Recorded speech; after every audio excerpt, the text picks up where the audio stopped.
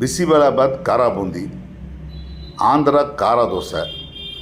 ஆந்திரா காரா தோசைக்கு 2 கார சட்னி ப்ளஸ் சாம்பார், அதுக்கப்புறம் ஒரு வெண்ணெய் தோசை, உள்ள மசால் வச்ச வெண்ணெய் தோசை.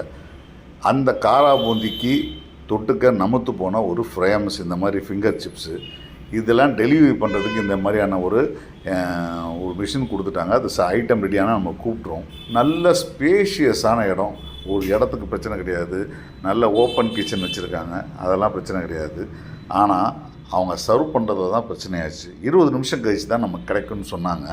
ஆனால் 20 நிமிஷம் கழித்து அவங்க கொடுத்த தோசையோடைய மேலே இருக்க வெண்ணெய் கூட கொடுக்க மாட்டேங்குது, அந்த அளவுக்கு ஆறி போயிருந்தது. சரி, ஆறி போயிருந்ததுன்னு சொல்லிட்டு நம்மக்கிட்ட கேட்டபோது அவங்க என்ன சொன்னாங்கன்னா, நாங்கள் திருப்பி போட்டு தரோம்னு சொல்லிட்டு திருப்பி போட்டு கொடுத்தாங்க. சாப்பிடும்போது தான் தெரிஞ்சு கார தோசையில் காரமே இல்லை. நீங்கள் கேட்கும்போதே டபுள் காரம் வேணும்னு சொன்னதான் சார் நாங்கள் போடுவோம். நாங்கள் அப்போ நீங்கள் பில் போடும்போது அந்த பொண்ணுக்கு ஹிந்தி தவிர வேறு எதுவுமே தெரியல, அது எதுவுமே சொல்லலை. சரி, ஓகே, அதையாவது நீங்கள் சொல்ல நாங்கள் கேட்டவுடனே திருப்பி எனக்கு காரம் போட்டு கொடுத்தாங்க. அதை தாண்டி இந்த இடத்துல என்ன பிரச்சனைனா, தோசையில் உப்பு இல்லை, தோசை மாவில் உப்பு இல்லை. திருப்பி தோசை மாவில் உப்பு போட சொன்னோம், போட்டுட்டு தரேன்னு சொன்னாங்க. திருப்பி கொடுத்ததும் அதே போல் தான் கொடுத்தாங்களே தவிர வேறு மாதிரி கொடுக்கல.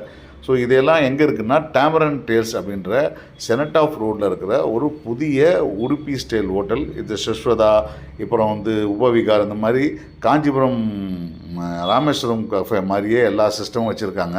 ஆனால் ராமேஸ்வரம் கஃபே இவ்வளோ அழகான ஹோட்டல், நல்ல இன்டீரியர், டேஸ்ட்டும் நல்ல வசதிகள்லாம் நிச்சயமாக இல்லை. ஏன்னா கொடுத்த தோசை ஐட்டம்லாம் நல்லா இருந்தால் கூட தோசையில் உப்போட சாப்பிட்டா தானே மற்ற ஐட்டத்தில் பார்த்தா எல்லாத்துலேயும் ஏதாவது ஒரு குறை இருந்துச்சு. Bisibela is not up to the mark.